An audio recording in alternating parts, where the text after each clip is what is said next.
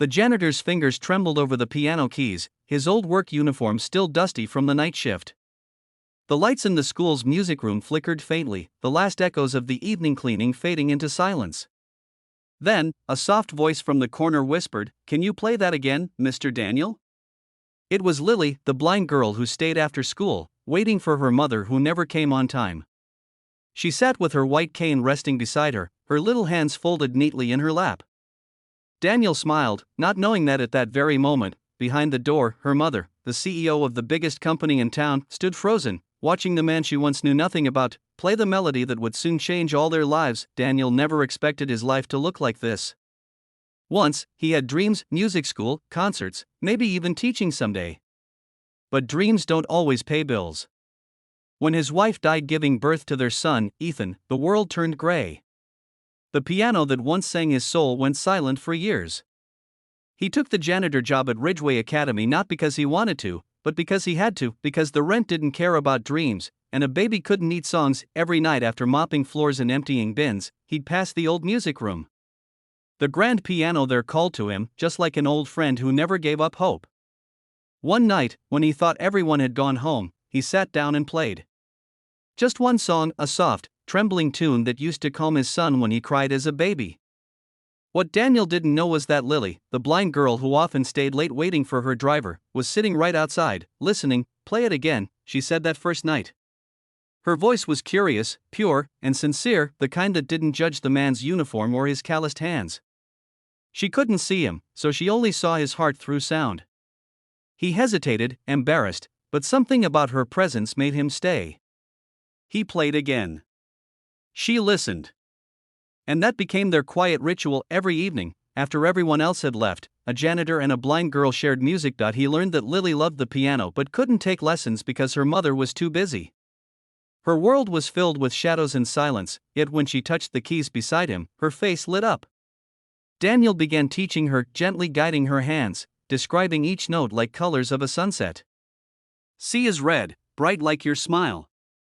F is blue, calm, like the ocean. She laughed, and he felt something he hadn't in years. Warmth. Days turned into weeks. Lily grew confident.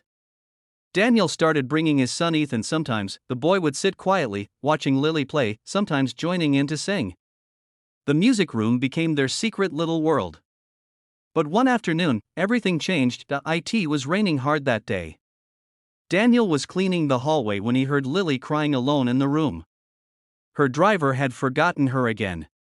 He walked in, knelt beside her, and said softly, "Don't cry, Lily.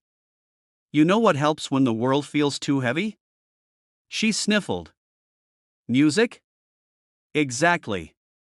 He began playing a soft tune, the one his wife used to hum before Ethan's bedtime. As Lily sang along, her trembling voice found strength, and together they created something magical, the kind of sound that fills even the emptiest rooms with hope. But Daniel didn't notice the faint creak of the door. He didn't see the shadow standing just behind it, a woman in a gray suit, heels clicking softly against the floor. Her name was Victoria Hale, Lily's mother. CEO of Hale Enterprises, one of the most powerful women in the city. Her phone had died, her meeting ended early, and she'd come to pick her daughter up for the first time in weeks. What she saw left her breathless. The janitor, the man whose name she barely remembered from staff lists, was playing the piano with her daughter. And her daughter, the girl she always thought too withdrawn, too quiet, too sad, was smiling. Genuinely smiling. Victoria didn't enter right away. She just stood there, frozen, watching. Something about the melody tugged at her. It sounded like something familiar, like a memory she had buried long ago. It wasn't just music.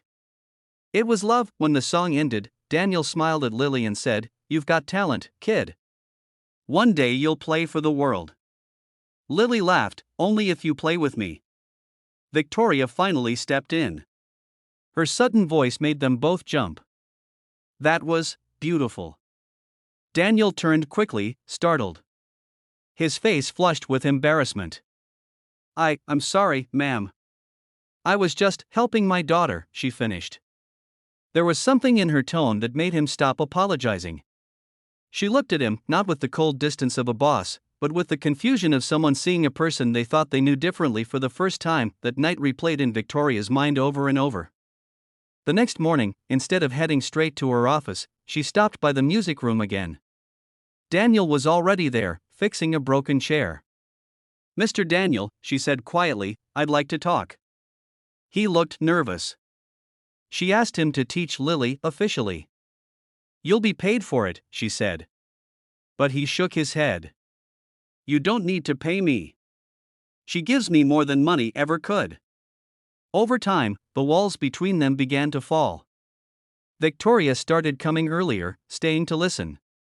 She began to learn things she had forgotten: the power of slowing down, of listening, of love that isn't measured in success. Daniel, too, found something healing in her presence. They were two broken souls who had stopped believing in second chances until a little girl's music brought them together. One evening, months later, Lily performed at the school's charity concert. The hall was full.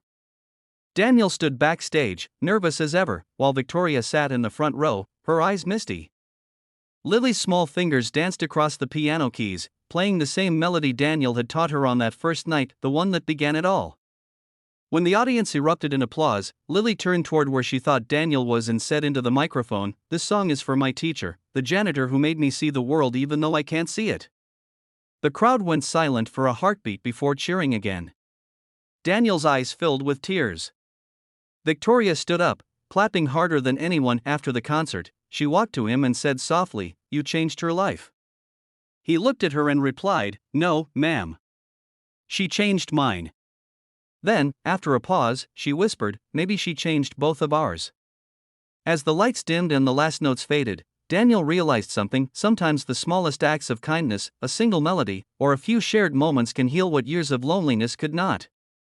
The janitor had given music to a blind girl, but in return, she gave him something even greater: sight, not of the eyes, but of the heart, and behind that once closed door, a family, broken by time, healed by love, finally found its way home.